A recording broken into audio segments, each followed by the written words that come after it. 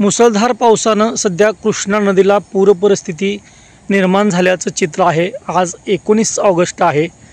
गेल्या 24 तासांपासून मुसळधार पाऊस सुरू आहे। सर्वत्र पडणाऱ्या पावसामुळे नद्यांना मोठ्या प्रमाणावर पाणी आलं असून कृष्णा नदी ही दुथडी भरून सध्या वाहत आहे। हे कराड तालुक्यातील वराड येथील नदीचं पात्र आपण बघतोय। इथं कृष्णा नदीला मोठ्या प्रमाणावर पुराचं पाणी आलेलं आहे। मुसळधार पाऊस सुरू आहे।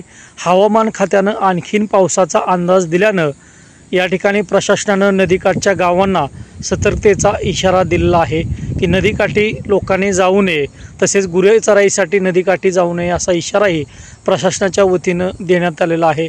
सध्या नदीच्या पाणी पातळीत मोठ्या प्रमाणावर वाढ झालेली आहे। नदीनं धोक्याची पातळी ओलांडलेली आहे। आणखीन पावसाचा इशारा हवामान खात्यानं दिल्यामुळं नागरिकांनी काळजी घेणं गरजेचं आहे। कृष्णा नदीची सध्याची परिस्थिती आपण बघतोय की कृष्णा नदी ही दुथडी भरून वाहू लागलेली आहे। मुसळधार पावसानं आज 19 ऑगस्ट रोजी नदीला मोठ्या प्रमाणावर पुराचं पाणी आल्याचं चित्र आपण पाहतोय।